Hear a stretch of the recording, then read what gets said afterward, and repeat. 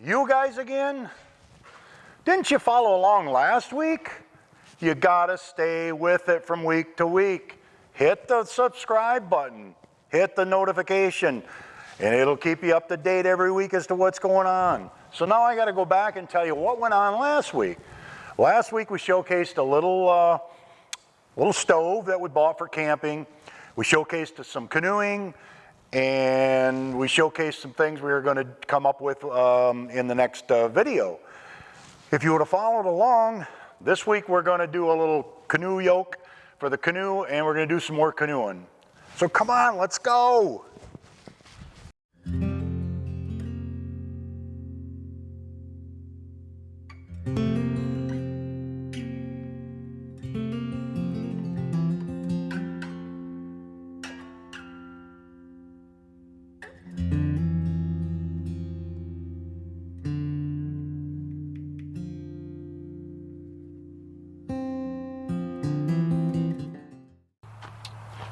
Alright guys, what we did and what we want to do is we want to work on our yoke.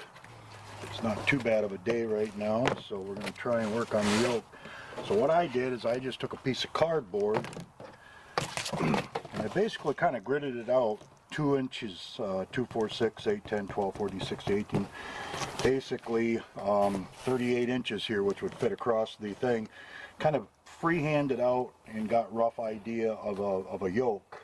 So what we're going to do now, and then I went this way an inch down and then kind of just took some pictures off the internet and just kind of freehanded it and adjusted it, and I think I got it kind of how I want it.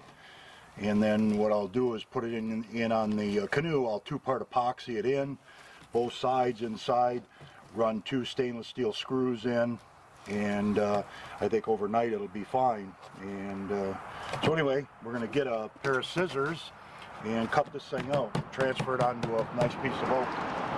So what we'll do, as I said, kind of transfer it over onto here.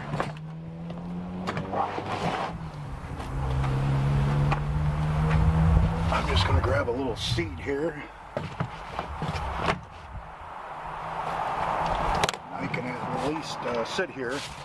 So we're basically going to use these kind of heavy-duty scissors, and we can cut this out. Or how we're going to do it, or how it's to get done.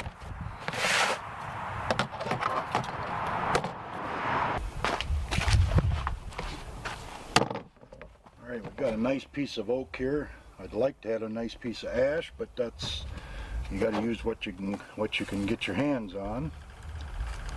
So what we're going to do is just kind of put this on here, trace it out,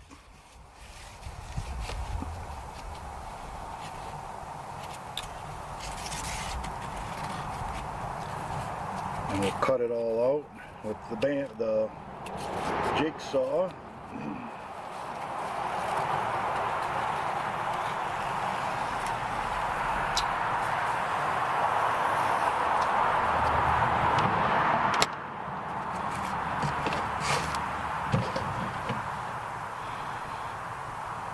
Looks pretty symmetrical. We'll cut that out with the jigsaw, and then we can we'll run it through the planer, take it down a little bit, and we'll put the router to it, round it all off, and then we can kind of do a little shaping in here, so it's a little easy on your neck, and should be good.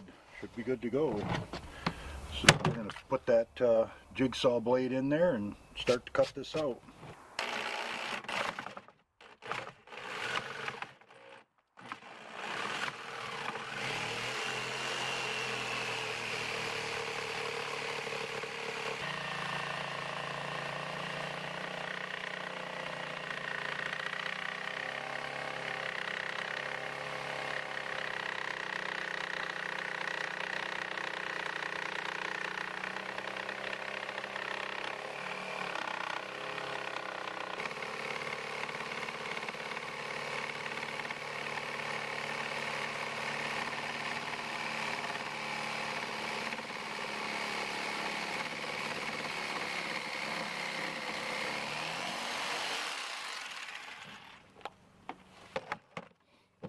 see, this is going to take a while, and the jigsaw doesn't get it really, kind of gets it, it's kind of cutting a little bit at an angle. I'll have to do a little work on that, but it's going to, you know, it's going to cut it out. It's going to be a little bit heavy duty, but we'll keep picking away at it.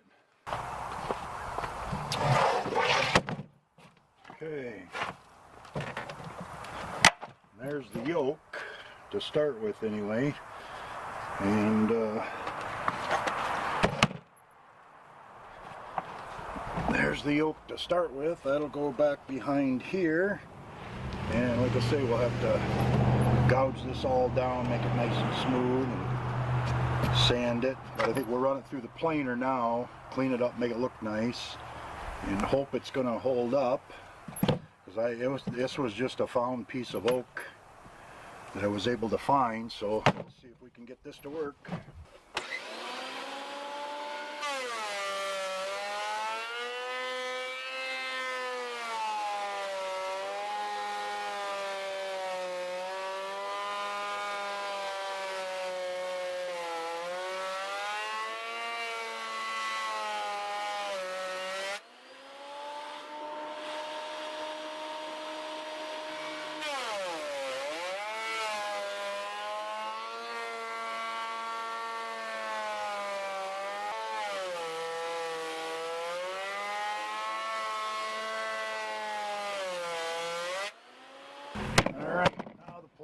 To run the router around it.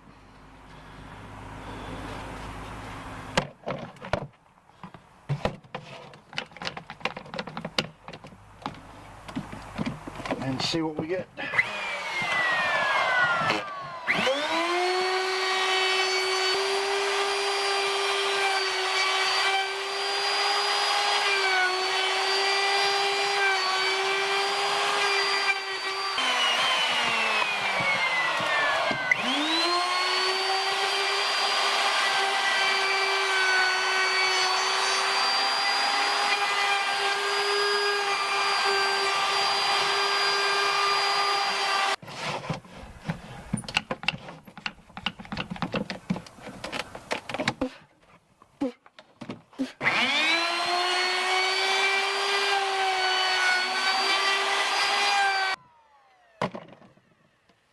Getting there. Just got to do some major sanding on it. Do a little sanding on it now, and then finish up sanding on it tomorrow, and getting it to fit its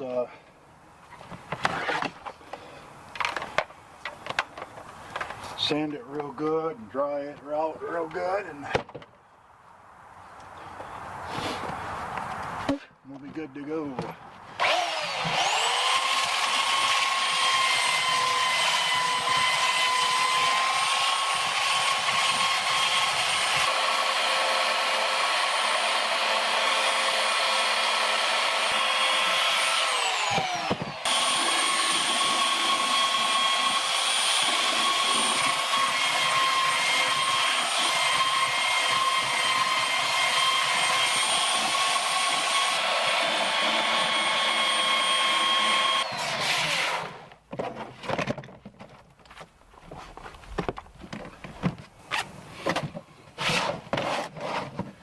Alright, we're getting there.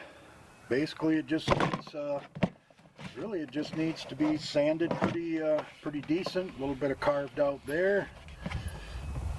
And it's shape it up a little bit more, and I think it'll be good to go.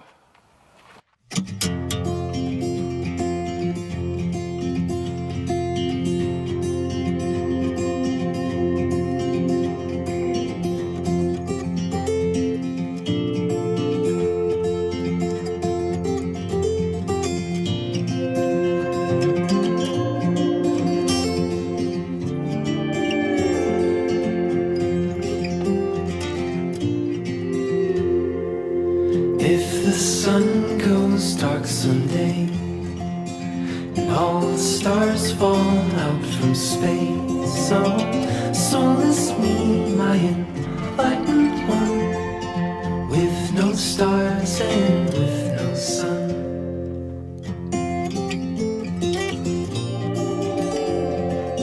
And if the blue moon didn't come, it wasn't new, it just wandered on to some other earth and some other sun. Would you also go love some other one?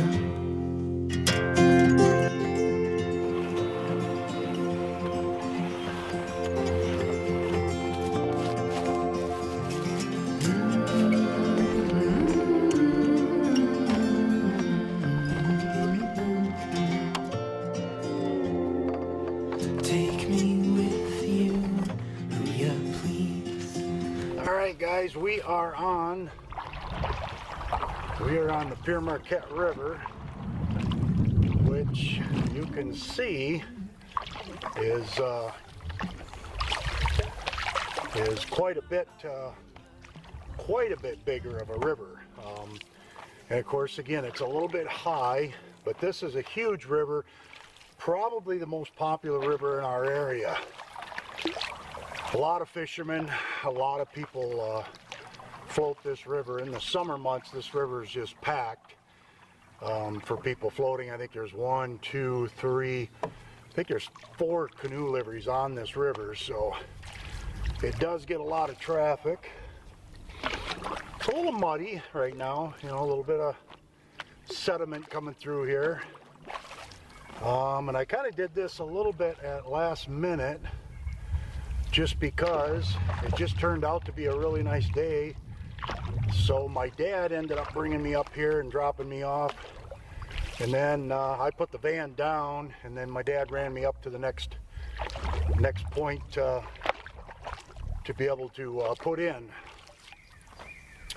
Be about a 2-hour paddle, but you know, again, I can't get enough of this, and I'm basically just kind of training and really trying to get myself geared up to be able to you know, do as much as I can of this stuff right now. I did get, like I say, that carrying yoke. I got to sand it down a little bit more and shape it a little bit more, and then we can put it in here. And then I'll take this one and move it a little bit forward, put that one in there, stabilize this beam a little bit more, and we'll get this thing all sanded and get a two-part epoxy paint on it. Where I started, there was probably 25 guys fishing. Here's a guy fishing down here right now with drift boats. This is just a huge popular river for. I was going to bring my stuff for steelhead, but I just didn't get myself geared up quick enough time. So we're going to drift by these guys, and you'll see them as we go by them. Now my buddy, he used to guide on this river pretty heavy, and he used to do quite well. But you won't see the log jams in here like you did the other river, just because it's a little bit more open, and there's such heavy traffic.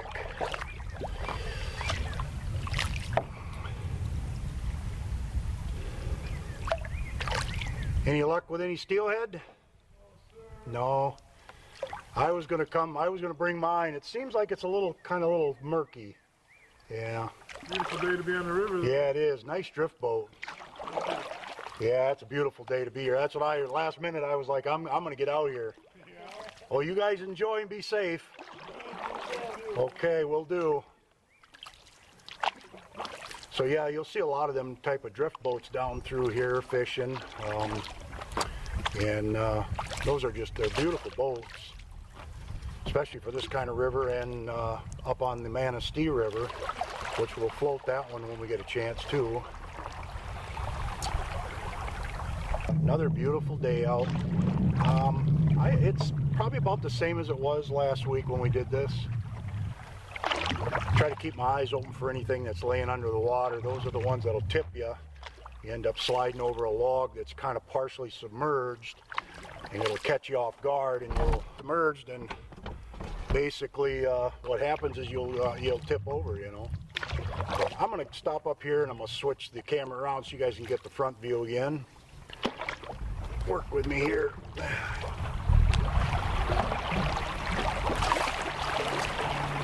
Mostly just because I can see bottom here, so I kind of know that there's not anything. As soon as I spot a really nice little place to pull over here, I'll pull over and switch the camera around, and you guys can focus and see what's going on ahead of us here.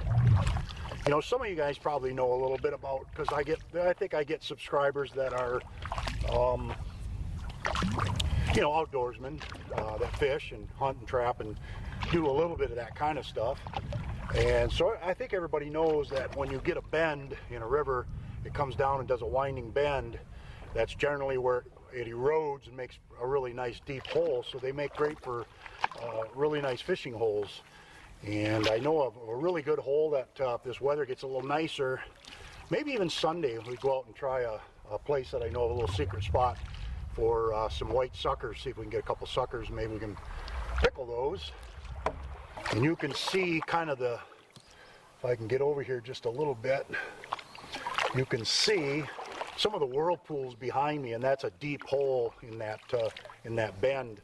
That'd be a real nice deep hole that you get up and ahead, kind of drift maybe some egg sacs down in there, or a possible plug and let it kind of work its way down in the hole, or maybe even a Cleo or something like that, or even a northern pike would, you know, might hit it and stuff. Like I said, I was going to grab the pole and the stuff, and I just kind of did this the sun popped out and it got warm, and I was like, man, I got to go, and I'm like grabbing my stuff, and I'm going to have all kinds of time fishing. As I said, we're going to go into the boundary waters.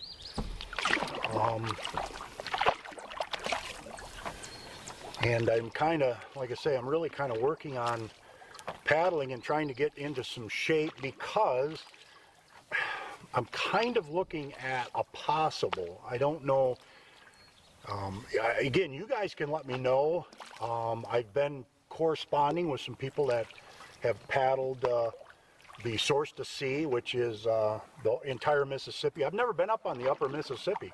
I've always been with the boats on the lower Mississippi, and then again only 250 miles of that, and then I'm up the Tennessee River to the 10 Tom Bigby, and then down that way. So I've never been up on that upper Mississippi, or the lower Mississippi for that matter.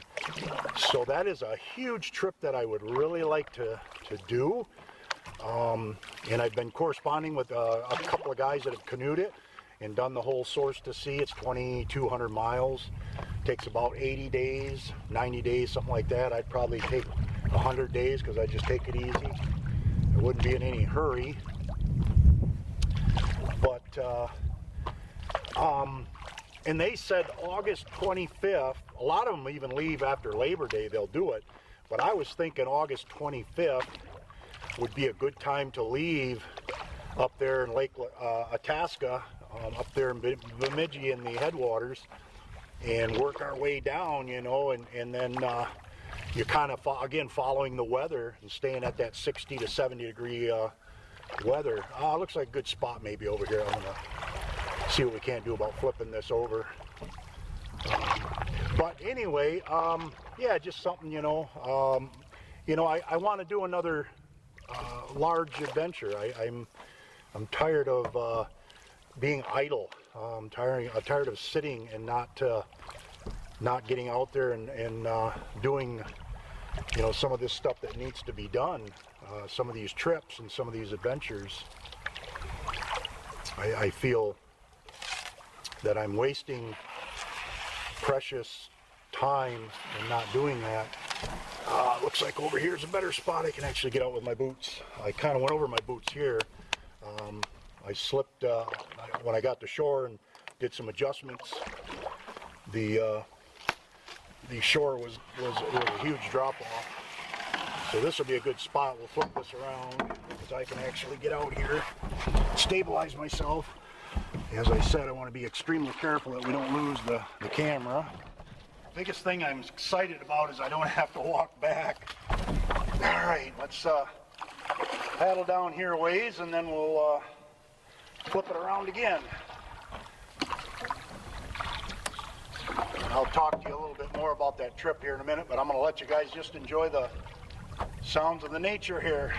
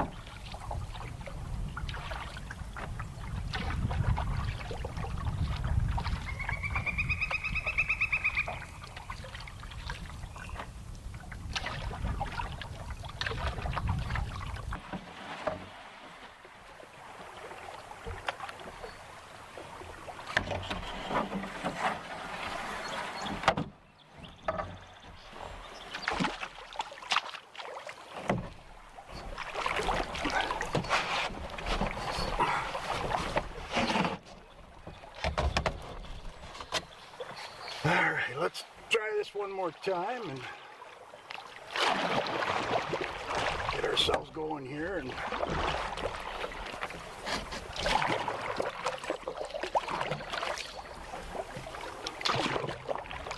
so yeah, anyway, what we were talking about basically was wanting to do a source to sea, which would be August 25th, when we would go down and have August, September, October, November, you know, probably the end of November, first part of December, we would basically be in New Orleans or down to the end. And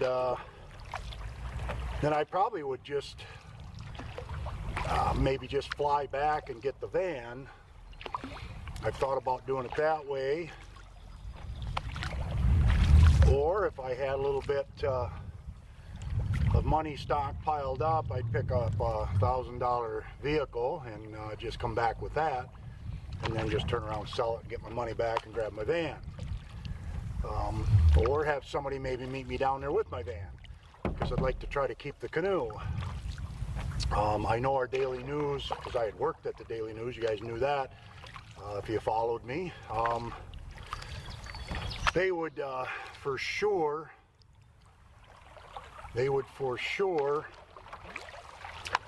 looking for one of those logs that were partially under the water, they would do a story on it and follow me and stuff, and as long as I kept sending a little story, they'd publish it, which that would be kind of cool. Might be a possibility. Probably my only thing that I'm nervous about is, can I do a trip of that magnitude? I don't know, you know, that's a very strenuous trip. You're camping out the entire time. Now, that doesn't bother me too much, because I did the motorcycle trip again, if you followed me.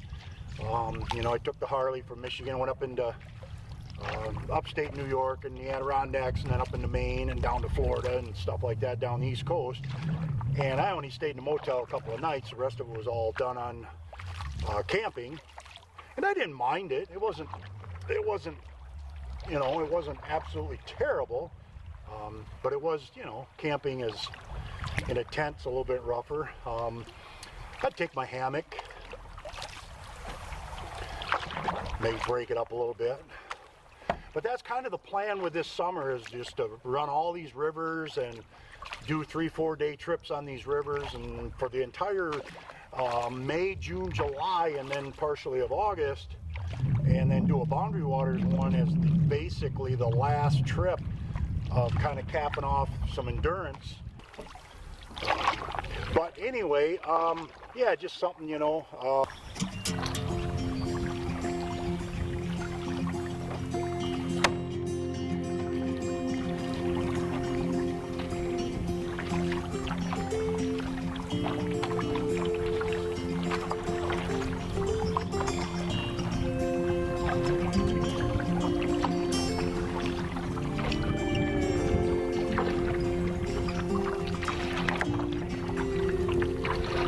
If the sun goes dark someday, all the stars fall out from space, so is me, my enlightened one, with no stars and